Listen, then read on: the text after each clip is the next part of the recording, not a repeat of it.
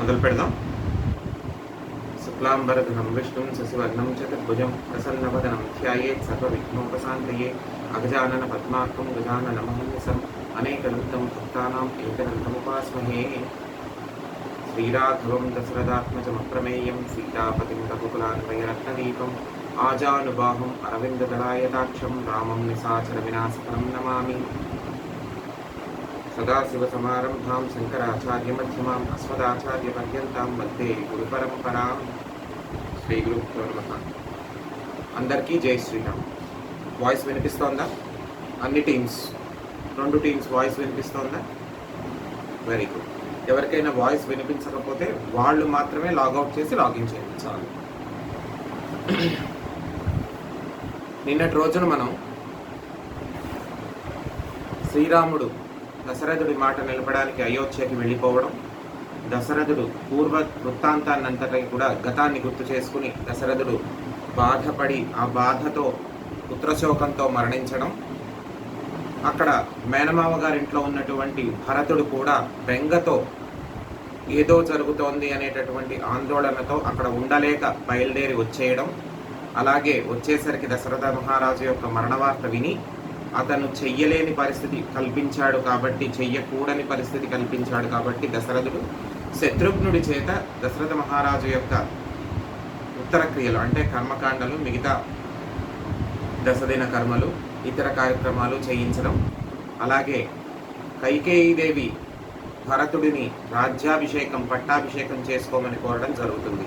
అందుకు గాను భరతుడు, నేను అడిగానా, నువ్వెందుకు అడిగావు, నాకు తెలియకుండా నువ్వెందుకు ఇటువంటి పని చేశావు, ఎందుకు స్వతంత్రించావు అని చెప్పి కైకేయిని నిందించడం, అలాగే శత్రుఘ్నుడు మందరని పట్టి తెచ్చి వధించమని అడిగితే మందర ఒక ఆడది, మందరని వధిస్తే స్త్రీ హత్య చేసినందుకు రామన్న క్షమించడు, రామన్న క్షమించకపోతే జీవించడం వృధా అని చెప్పి భరతుడు శత్రుఘ్నుణ్ణి శాంతింప చేయడం జరిగింది. ఈ క్రమంలో భరతుడు నిర్ణయించుకుంటాడు, రాముడు లేని అయోధ్య శూన్యం, రాముడు లేకుండా అయోధ్య ఉండదు. కాబట్టి రాముడిని, పితృవాక్య పరిపాలన కోసం వెళ్ళినటువంటి రాముడిని ఎలాగైనా సరే ఆ దీక్ష మాన్పించి, వనవాసాన్ని మాన్పించి వెనక్కి తీసుకువద్దామని బయలుదేరతాడు. అలాగే రాముడు కూడా శృంగిబేరపురము. ఇవాళ క్వశ్చన్లో చాలామంది శృంగివేరపురము అని రాశారు, అది తప్పు. శృంగిబేరపురము, బా పప్ప బప్ప మా బా, శృంగిబేరపురము. శృంగిబేరపురంలో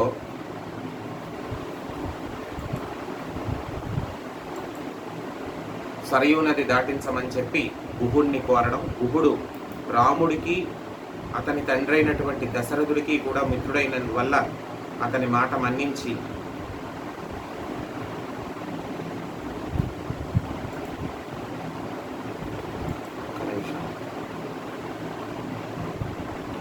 గుహుడు దశరథుడికి అలాగే రాముడికి కూడా స్నేహితుడైనందువల్ల అతని మాట మన్నించి నది దాటించడం జరుగుతుంది. ఇప్పుడు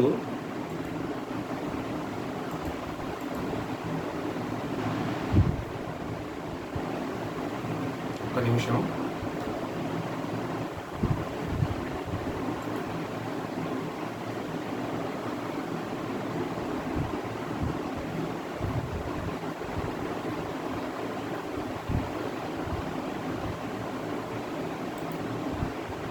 సకేతం టీం వాళ్ళు ఒక్క నిమిషం ఆగండి.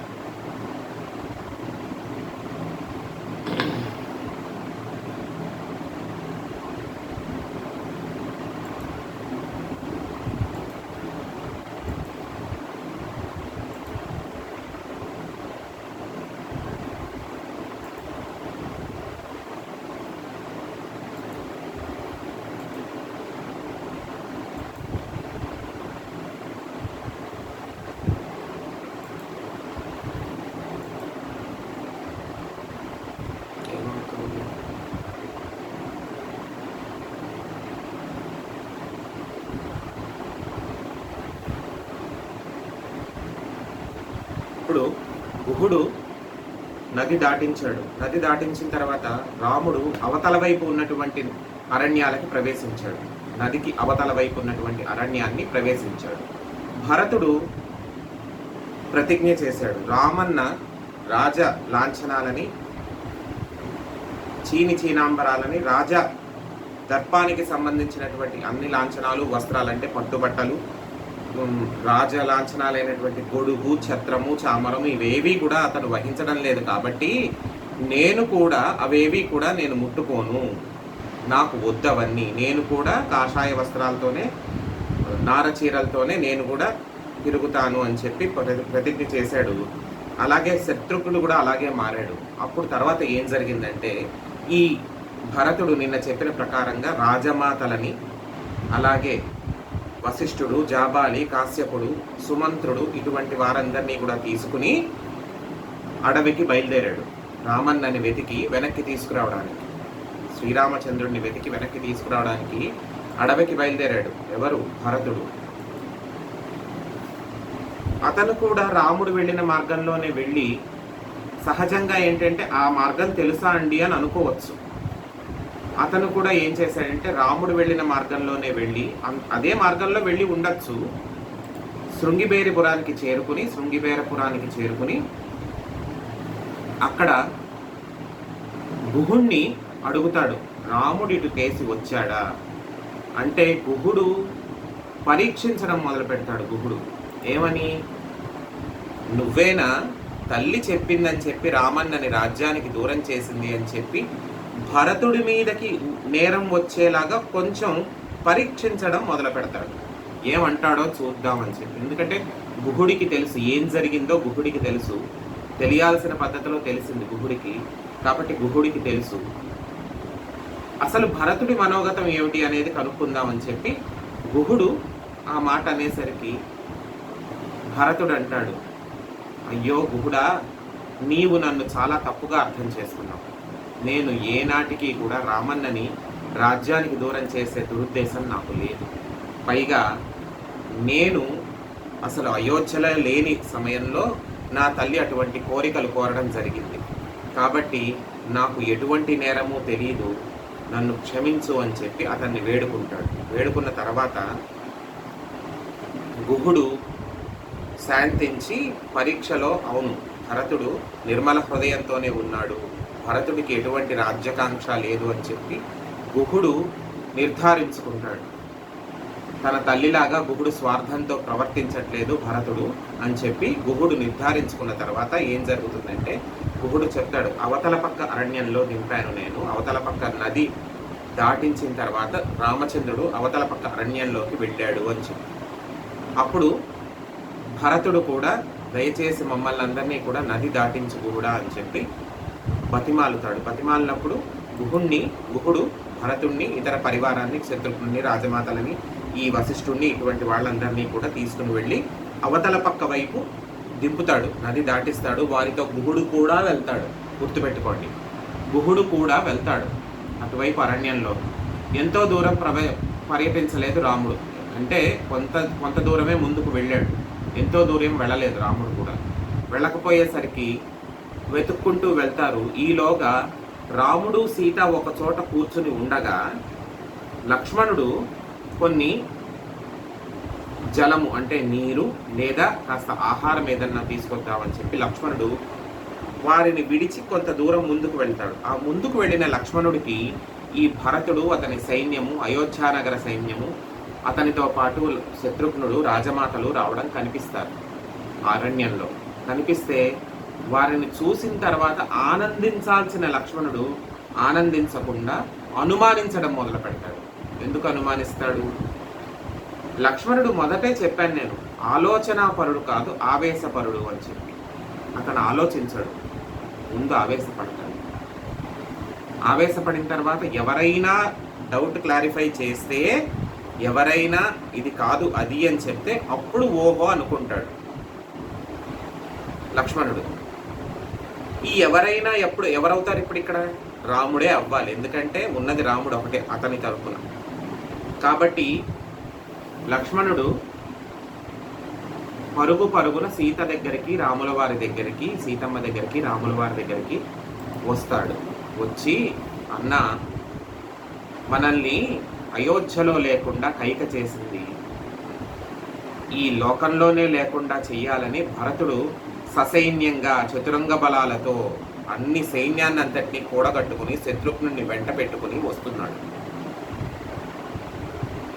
కైకాదేవి కేవలం మనల్ని అయోధ్యలో లేకుండా చేసింది, కానీ భరతుడు మనల్ని ఈ లోకంలోనే లేకుండా చేస్తాడు అని చెప్పి అనుమానాన్ని వ్యక్తం చేసి రాముడి దగ్గర కొంచెం ఆవేశపడతాడు.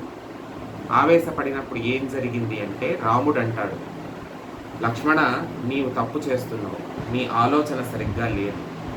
భరతుడు అసలు ఎటువంటి పరిస్థితుల్లో ఇక్కడికి వస్తున్నాడు అది గమనించు.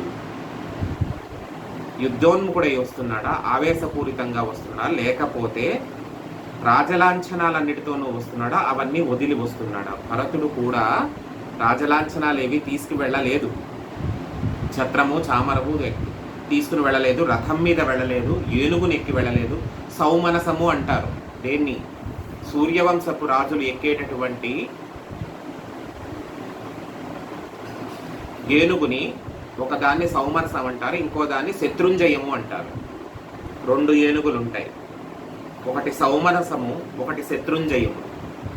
ఆ రెండిటి మీద రావడం లేదు, తెల్ల గొడుగు లేదు, ఛత్రచామలాలు లేవు, రథం మీద రావడం లేదు, నడిచి వస్తున్నాడు భరతుడు, నారచీరలు కట్టుకొస్తున్నాడు.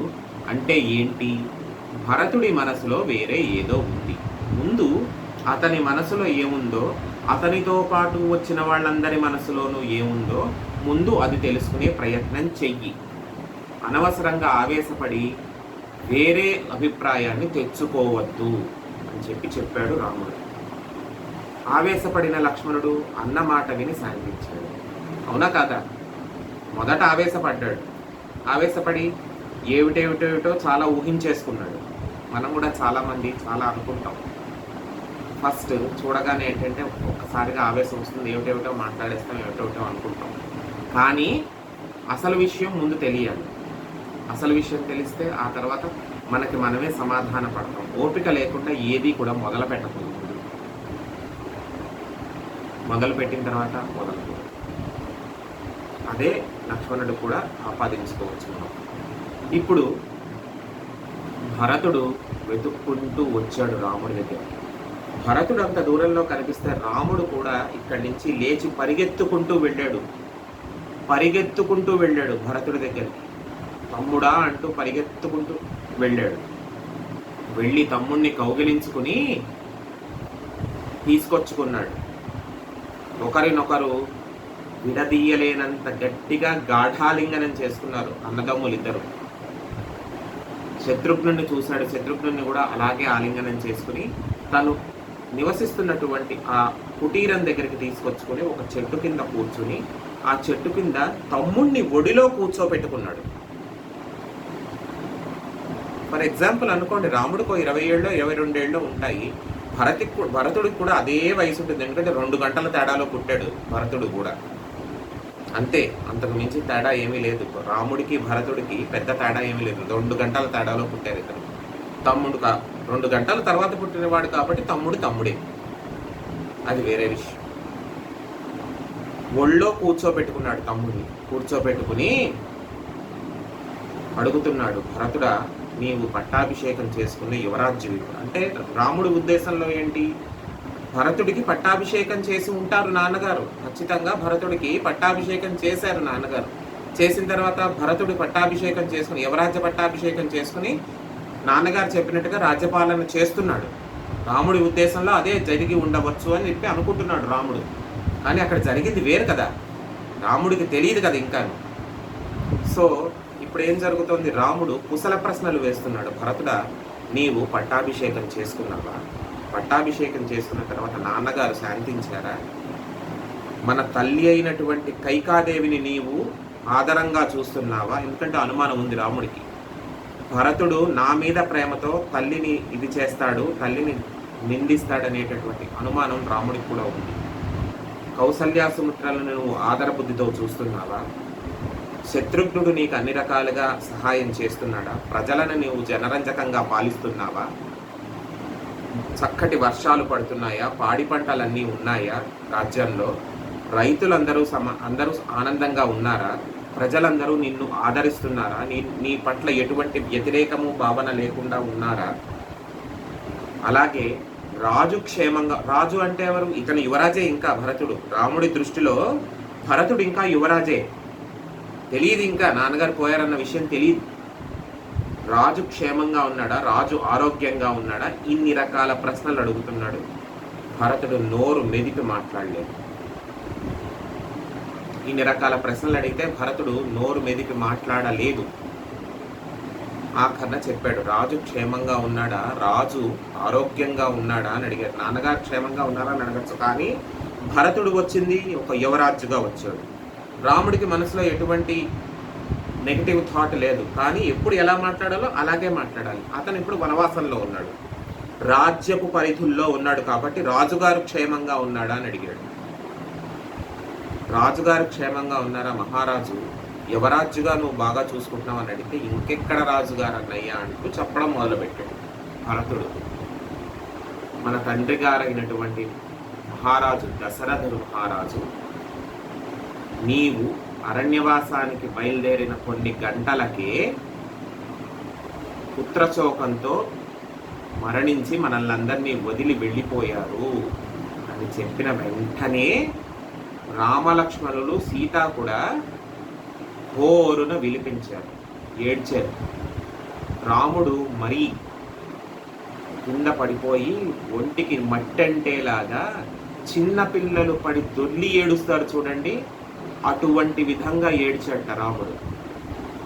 భూమి యొక్క పరాగమంతా ఒంటికి అంటేలాగా అంత ఇదిగా ఏడ్చాడు. మీకు ఒక విషయం చెప్తాను, ఎప్పుడైనా సరే ఇప్పుడు జరుగుతున్న పరిస్థితి కొంచెం రిలేట్ చేసుకోండి మీరందరూ.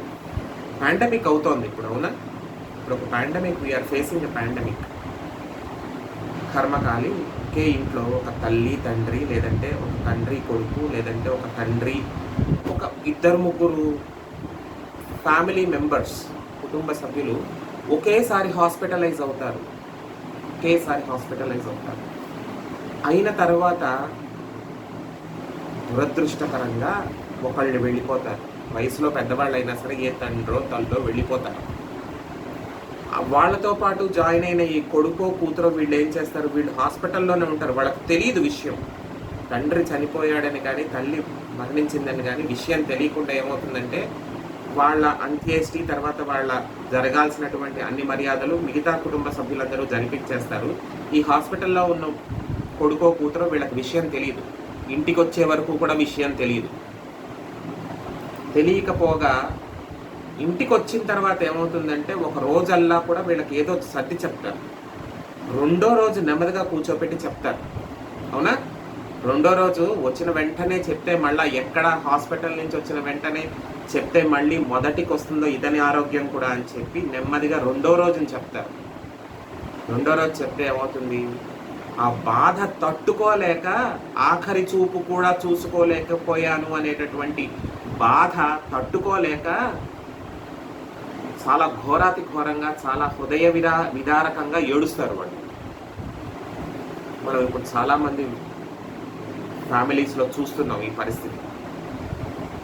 చాలామంది ఫ్యామిలీస్లో చూస్తున్నాం, తల్లి చనిపోతే తల్లి ఇద్దరు కొడుకులు హాస్పిటల్లో చేరిన తర్వాత తల్లి చనిపోతే కొడుకు హాస్పిటల్లో ఉండిపోతే ఆ కొడుకుకు తెలియక ఇంటికి వచ్చిన తర్వాత నెమ్మదిగా చెప్తే ఆ కొడుకు ఎంత హృదయ విదారకమైనటువంటి పరిస్థితుల్లోకి వెళ్తాడు, తల్లి మరణ వార్తను విని ఎంత జీర్ణించుకోలేనటువంటి పరిస్థితుల్లోకి వెళ్తాడు అన్నది మనం చూసాం ఈ పాండమిక్లో చూసాం.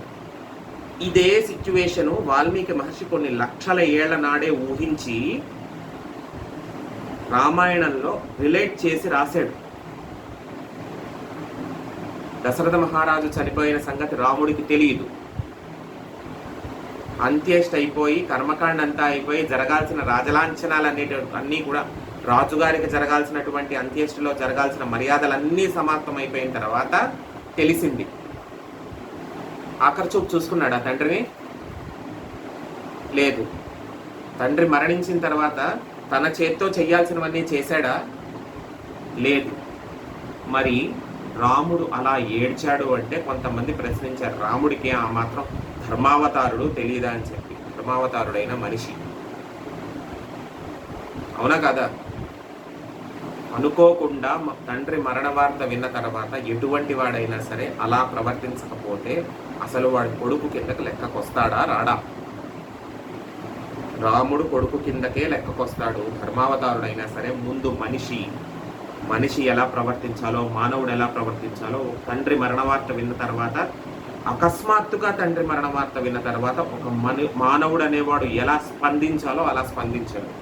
తరువాత చుట్టూ ఉన్నటువంటి తమ్ముళ్ళు, రాజగురువు అయినటువంటి వశిష్ఠుడు, సుమంత్రుడు ఇటువంటి వారందరూ వచ్చి, రామ ఇది భూలోకం, ఎంత ధార్మికుడైనా సరే మానవుడు అనేవాడు కర్మ సిద్ధాంతాన్ని అనుసరించి ఆయు ప్రమాణం తీరిన తర్వాత వెళ్ళిపోక తప్పదు.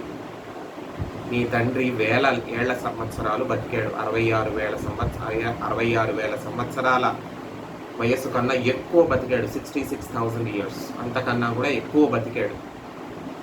మీ అందరినీ కంటితో చూసుకున్నాడు. పిల్లలు లేరు అనుకుంటూ ఆఖరికి పిల్లలు పుట్టి వారందరి కళ్యాణాలు కంటితో చూసుకుని వెళ్ళిపోయాడు. ఇప్పుడు నీవు ఊరడిల్లాలి, నీ తమ్ముళ్ళందరికీ నువ్వే ధైర్యం చెప్పాలి అని చెప్పి వశిష్ఠుడు, జాబాలి, కాశ్యపుడు, సుమంత్రుడు ఇటువంటి వారందరూ పలికారు. రాముడు కొంచెం తేరుకొని వశిష్ఠుడిని అడిగాడు, నేను జ్యేష్ఠ కుమారుడిని, నేను పెద్ద కుమారుణ్ణి, నెల తిరగలేదు ఇంకా మా తండ్రి చనిపోయి, నేను చెయ్యాల్సిన కర్తవ్యం ఏమిటి అని అడిగాడు.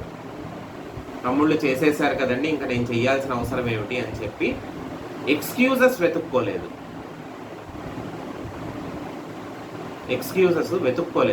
తమ్ముళ్ళు కర్మకాండ చేసేశారు కదండి, ఇంకా నేను చెయ్యాల్సిన అవసరం ఏమిటండి అని చెప్పి ఎక్స్క్యూజ్ వెతుక్కోకపోగా అతను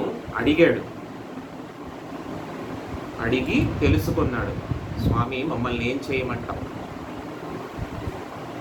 అంటే వశిష్ఠుడు చెప్పాడు, నెలలోపు కాబట్టి రామ, నీవు ఇప్పుడు ఖచ్చితంగా శ్రాద్ధ కర్మ చెయ్యాలి నీ తండ్రికి. ఎంతైనా జ్యేష్ఠ కుమారుడివి, నీ మీద అనురాగం ఎక్కువ నీ తండ్రికి.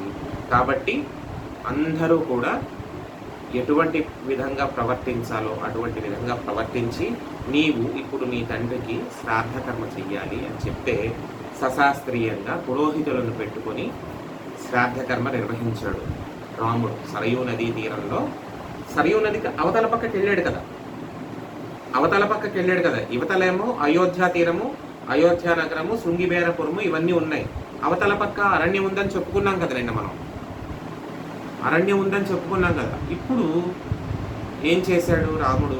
పురోహితుల్ని పెట్టుకుని తమ్ముళ్ళందరినీ కూడా పెట్టుకుని భరతుడిని తప్ప, అక్కడ కూడా భరతుడిని తప్ప, ఎందుకంటే భరతుడు వద్దని చెప్పాడు దశరథుడు. ఇప్పుడు భరతుడు పట్టాభిషేకం చేసుకోకపోగా వద్దన్న మాట కూడా చేశాడు అనుకోండి, తండ్రి ఆత్మ శాంతించదనేటటువంటి ఆ గిల్ట్ ఫీలింగ్ అనేది ఉంటుంది కదా, అవునా కాదా? అందుకనే తండ్రి ఆజ్ఞని పాటించి శ్రాద్ధ కర్మ తను చెయ్యకపోగా పక్కకి నించుని బాధపడ్డాడు. తండ్రి మాట పాటించి రాముడు, అన్నని అనుసరించి లక్ష్మణ శత్రుఘ్నులు ఇద్దరూ కూడా ధన్యులయ్యారు. నా తల్లి చేసినటువంటి తప్పు వల్ల నేను ఈనాడు వర్తికుండి కూడా పనికిరాని కొడుకునైపోయాను. తండ్రికి తద్దినం పెట్టలేని వాడు పనికిరాని కొడుకే అవుతాడు. భోగభాగ్యాలుండి అష్టైశ్వర్యాలు ఉండి తండ్రి మరణించిన తరువాత దోసడు నీళ్లు వదలడానికి కూడా సమయం లేదు, మీరు అరేంజ్ చేసేయండి, నేను వాట్సాప్లోనో జూమ్లోనో చూస్తాను అన్నాడంటే I'm very sorry, we're not here to comment about that. So ఇప్పుడు మనం భరతుడి మనోగతాన్ని చూస్తున్నాం. భరతుడు అలా బాధపడుతుంటే రాముడు అంత్యేష్టిలో ఏం చేశాడంటే, ఆఖరణ పిండాలు పెడతారు కదా, చాలా మందికి తెలిసి ఉంటుంది, పిండాలు చేసి పెడతారు, 3 పిండాలు చేసి పెడతారు. గారపిండి ముద్దలతో పిండాలు పెట్టాడు. గారపిండి ముద్దలు అంటే ఏంటి? ఇప్పుడు మనం చిరుధాన్యాలు, మిల్లెట్స్ ఇవన్నీ అంటున్నాను చూడండి, అటువంటి రకంలోకి వస్తుంది గారపిండి కూడా. గారెలు అంటారు, గారెలు కాదు, గారెలు వడలు కాదు, గారలు. జొన్నలు చోళ్ళు అంటారు కదా, అటువంటి జాతిలోకి వస్తుంది ఈ గారెలు అనేది. దాన్ని ఏం చేస్తారంటే రేగిపళ్ళ గుజ్జులో కలుపుతారు. రేగిపళ్ళ గుజ్జులో కలిపి ఆ గారపిండిని ముద్ద చేసి పిండం పెట్టాడు. ఎందుకు చేశాడు అలాగా? తను అదే తింటున్నాడు కాబట్టి. తను వనవాసంలో గారపిండే తింటున్నాడు. ధర్మం ఏమిటంటే, శ్రాద్ధ కర్మలో ధర్మం ఏమిటంటే, నీవు ఏమి తింటున్నావో ఆ తినే పదార్థంతోనే శ్రాద్ధ కర్మ చెయ్యాలి. శ్రాద్ధ కర్మలో పిండం పెట్టాలి. మనం కూరగాయలు, ఆకుకూరలు అవన్నీ తింటున్నాం. ఎవరెవరి సాంప్రదాయం ప్రకారం వాళ్ళు తింటున్నాం. ఇంట్లో నాన్నగారు కానీ తాతగారు కానీ ఎప్పుడైనా దర్శనం పెట్టేటప్పుడు చూడండి, అటువంటి పదార్థాలే నైవేద్యం పెడతారు. గారె, అప్పము, పిండి వంట అలాంటిది పెడతారు. అప్పుడు రాముడు అవే తింటున్నాడు, గారపిండే తింటున్నాడు. రేగిపళ్ళ గుజ్జులో కలిపినటువంటి గారపిండి ముద్దల్ని తింటున్నాడు రాముడు. వాటితోనే పెట్టాడు, ధర్మం పాటించాడు. అంతా అయ్యింది. ఈ గారపిండి ముద్దలు పక్కకి పెట్టి ఉన్నటువంటివన్నీ చూసి కైకేయి, సుమిత్ర, కౌసల్య, సుమిత్ర, కైకేయి బాధపడ్డారు. అయ్యో, రాజలాంఛనాలతో బంగారు పళ్ళల్లో వజ్రతుల్యమైనటువంటి అటువంటి ఆహారాన్ని తినవలసినటువంటి రాముడు, ఒక మహారాజు భుజించాల్సినటువంటి ఆహారం చాలా వేరుగా ఉంటుంది. అటువంటి ఆహారాన్ని తీసుకోవాల్సినటువంటి రాముడు కర్మ కొద్దీ ఈ ఆహారం తినడం ఏమిటి, ఇదే ఆహారం శ్రాద్ధ కర్మలో ఉపయోగించడం ఏంటి అని బాధపడి ఒకంత సంతోషించారట. ధర్మాన్ని పాటించాడు, తను ఏం తింటున్నాడో అదే పెట్టాడు అని చెప్పి ధర్మాన్ని పాటించినందుకు సంతోషించారు. వశిష్ఠాదులందరూ కూడా మెచ్చుకున్నారు. అంతా కూడా సమావేశం అయ్యారు. సమావేశమైనప్పుడు ఏం మాట్లాడారు అన్నది ఇప్పుడు ఒక్కసారి లాగౌట్ అయ్యి మళ్ళీ లాగిన్ చేసుకుని 40 minutes సెషన్లో మళ్ళీ మాట్లాడుకుందాం, సరేనా? ఒకసారి అందరు లాగౌట్ అయిపోయి లాగిన్ అయిపోండి.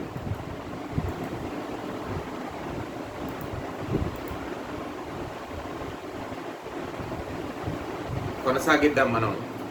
శ్రాద్ధ కర్మ చేసినటువంటి రాముడు తమ్ముళ్ళందరినీ కూడా చుట్టూతా కూర్చోపెట్టుకుని, అక్కడ వచ్చినటువంటి పరివారం అందరూ కూడా వచ్చారు, మంత్రులు వచ్చారు, మహర్షులు వచ్చారు అని చెప్పుకున్నాం కదా. తల్లులు, మహర్షులు అందరూ వచ్చారని చెప్పుకున్నామా లేదా?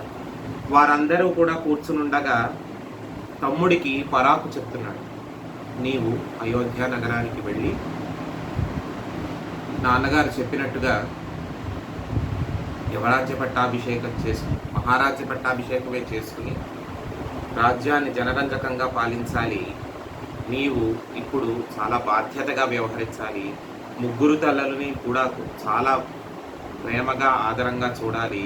వయసులో పెద్దవారందరూ, ముఖ్యంగా విశేషించి నా తల్లి అయినటువంటి కౌసల్యాదేవిని, లక్ష్మణుడి తల్లి అయినటువంటి సుమిత్రాదేవిని, అంటే భరతుడి మనోగతాన్ని తను కూడా, రాముడు కూడా, ఎందుకంటే ఒక్కసారి భరతుడు ఏమంటాడో తెలుసు. తమ్ముడి గొప్పతనం బయటికి చెప్పుకోవడానికి అన్నాడు అన్నమాట. భరతుడు ఏమంటాడో రాముడికి తెలుసు. నా తమ్ముడింత గొప్పవాడు అని చెప్పి చెప్పుకోవడానికి అన్నాడు అన్నమాట. నీవు నా తల్లి అయినటువంటి కౌసల్యాదేవిని, లక్ష్మణుడి తల్లి అయినటువంటి సుమిత్రాదేవిని ఆదరంగా చూడాలి. రాజమాత అయినటువంటి కైకేయీదేవిని ఏమాత్రమూ అగౌరవపరచకూడదు అని చెప్తే భరతుడు మాట్లాడడం మొదలుపెట్టాడు. నీవు ఈ సూర్యవంశానికి జ్యేష్ఠపుత్రుడివి, దశరథ మహారాజుకి జ్యేష్ఠపుత్రుడివి, మొట్టమొదటి బిడ్డవి. లేక సంతానం కావాలంటే మొదట పుట్టినది నువ్వు. నీ వెనకాల వచ్చిన వాళ్ళం మేమందరం. వీళ్ళందరికీ పెద్ద తేడా ఏమీ లేదు, 2 గంటల తేడా అందరికీ. రాముడు తర్వాత 2 గంటలకేమో భరతుడు పుట్టాడు. భరతుడు పుట్టిన 2 గంటలకి లక్ష్మణుడు, తర్వాత వెంటనే శత్రుఘ్నుడు. అయినా సరే 2 గంటలు పెద్దవాడే కదా, అంతే కదా. కాబట్టి అన్నే. కాబట్టి భరతుడు చెప్తున్నాడు, నీవు అతిశయంగా మాట్లాడకు అన్నా. నీ తల్లి నా తల్లి అని చెప్పి నాకు ఏనాడు ఆ భావన లేదు. నా తల్లి చేసినటువంటి తప్పిదానికి నన్ను ముందుగా క్షమించు అంటే రాముడు అన్నాడు.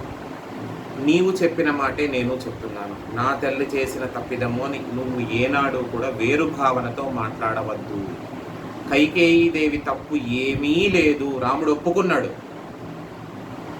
కైకేయీదేవి తప్పు లేదు. కేవలం రాజుని అడిగింది, నిన్నేదో ఉద్ధరించుకుందామని చూసింది, అక్కడితో అయిపోయింది. దురదృష్టం మనకి మన నాన్నగారు దక్కలేదు, అంతే. ఇప్పుడు నీవు రాజ్యానికి వెళ్ళి అందరినీ బాగా చూసుకుని ప్రజల్ని మనోరంజకంగా జనరంజకంగా పాలించి ఎవరికీ ఎటువంటి ఇబ్బంది లేకుండా పరిపాలన కొనసాగించాలి అని చెప్పి భరతుడికి రాముడు చెప్తున్నాడు. అంటే భరతుడు ససేమిరా ఒప్పుకోవడం లేదు. నేను ఒప్పుకోను, నేను రాజ్యాభిషేకం చేసుకోను, వెళ్ళడానికి నా మనసు ఒప్పుకోవడం లేదు. నీకు మారుగా కావాలంటే నేను వనవాసానికి వెళ్తాను, నీవు వెళ్ళిపోయి రాజ్యాభిషేకం చేసుకో, రాజ్యపట్టాభిషేకం చేసుకో, నీవు మహారాజువు, నువ్వు రాజ్యాన్ని పాలించు అని చెప్తున్నాడు. నేను నాన్నగారిచే ఆజ్ఞాపింపబడ్డాను, నేను వనవాసానికి వెళ్ళాలి, ఖచ్చితంగా వనవాసం చెయ్యాలి, 14 ఏళ్ళు రాజ్యానికి దూరంగా ఉండాలి అని చెప్పి నేను ఆజ్ఞాపింపబడ్డాను అని చెప్పి రాముడు అంటున్నాడు. వీళ్ళిద్దరూ కూడా ఇలా వాదించుకుంటున్నారు. భరతుడు 100 ప్రశ్నలు వేశాడు, 100 ప్రశ్నలకి కూడా రాముడు సమాధానం చెప్పాడు. రకరకాలైనటువంటి ప్రశ్నలు వేశాడు, రకరకాల సమాధానాలు చెప్పాడు. వశిష్ఠుడు మురిసిపోయి చూస్తున్నాడు. నేను చదువు చెప్పిన పిల్లలు నేను కాదని చెప్పి ఎక్కడైనా సరే అన్నదమ్ములందరూ రాజ్యం నాకు కావాలి, ఆస్తి నాకు కావాలి అని చెప్పి తక్కించుకుంటారు, గొడవ పడతారు.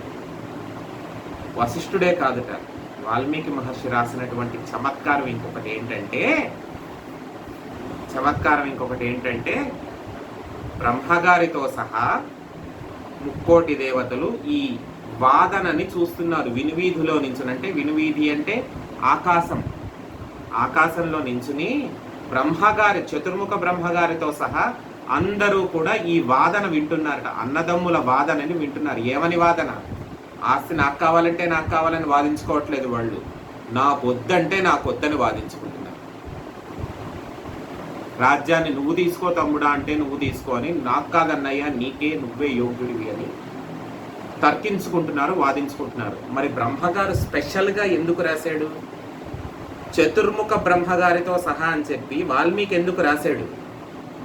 చతుర్ముఖ బ్రహ్మగారితో సహా 3,000,000 దేవతలు ఈ వాదాన్ని వింటున్నారు, చెవులు రిక్కించుకుని వింటున్నారు, కళ్ళు పెద్దవి చేసుకుని వింటున్నారు, చూస్తున్నారు అని చెప్పి ఎందుకు రాశాడు?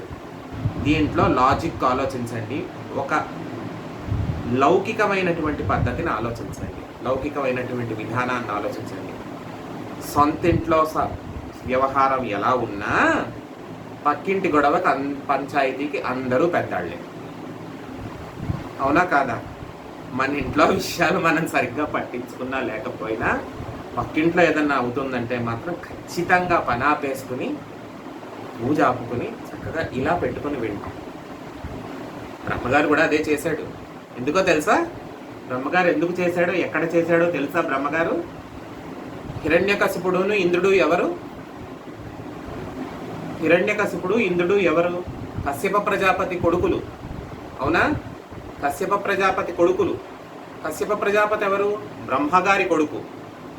బ్రహ్మగారికి హిరణ్యకశిపుడును ఇంద్రుడు ఏమవుతారు? మనవాళ్ళు అవుతారు. రాజ్యం నాది, స్వర్గం నాది, అధిపత్యం నాది అని చెప్పి ఇంద్రుడును హిరణ్యకశిపుడు కొట్టుకున్నారు. హిరణ్యకశిపుడు దేవతలందరినీ నానా ఇబ్బందులు పెట్టాడు. ఒక్క పూట పిలిచి ఒరే నువ్వు చేస్తున్నది తప్పని చెప్పి మనవాణ్ణి మందలించాడా బ్రహ్మ? చతుర్ముఖ బ్రహ్మగారు మనవాణ్ణి మందలించాడా? ఒరే మీరిద్దరూ ఒక తండ్రి పిల్లలు, అలా కొట్టుకోకూడదని ఏనాడైనా ఓ మంచి మాట చెప్పాడా? ఆనాడు చెప్పని పెద్ద మనిషి ఇవాళ చక్కగా వింత చూడడానికి వచ్చి నించున్నాడు, అవునా కాదా? చతుర్ముఖ బ్రహ్మగారితో సహా అని చెప్పి వాల్మీకి స్పెషల్గా రాయడానికి కారణం అదే. సొంత ఇంట్లో వ్యవహారం పట్టించుకోకపోయినా పక్కింట్లో పంచాయతీ మాత్రం చాలా బాగా పట్టించుకుంటాం అందరం. అదే కారణం. ఇదే కాదు, రావణాసురుడి విషయంలో కూడా బ్రహ్మ అలానే మినకుండిపోయాడు. రావణాసురుడు ఎవరు? విశ్రవసో బ్రహ్మ కొడుకు. విశ్రవసో బ్రహ్మ ఎవరు? పౌలస్త్య బ్రహ్మ కొడుకు. పౌలస్త్య బ్రహ్మ ఎవరు? బ్రహ్మ కొడుకు. అవునా? రావణాసురుడు ఏమవుతాడు? మునిమనవడి వరస అవుతాడు. రావణాసురుడు ఏం చేశాడు? లంక అసలు యాక్చువల్గా నిజానికి లంకా నగరము, లంకా ద్వీపము, పుష్పక విమానము, నవనిధులు ఇవేవీ కూడా రావణాసురుడి సొంతం కావు, కుబేరుడివి. విశ్వరసో బ్రహ్మకి కుబేరుడు కూడా కొడుకే. విశ్రవసో బ్రహ్మకి కుబేరుడు పెద్ద కొడుకు, రెండో వాడు ఇంకొక భార్య కొడుకులు వీళ్ళు. కుబేరుడేమో వేరే భార్య కొడుకు. ఇద్దరు అన్నదమ్ములే కదా, ఒక తండ్రి పిల్లలు ఇద్దరు కూడా అన్నదమ్ములే అవుతారు కదా. కుబేరుణ్ణి కొట్టి తెచ్చుకున్నాడు లంకారాజ్యమును, పుష్పక విమానం. బ్రహ్మ ఏం చేశాడు మరి? నిజమా కాదా? లౌకికంగా ఆలోచించండి. ముని మనవళ్ళని పిలిచి, ఒరే మీరు తప్పు చేస్తున్నారా, ఒక తండ్రి పిల్లలరా, తప్పు ఇలా చేసుకోకూడదు అని చెప్పి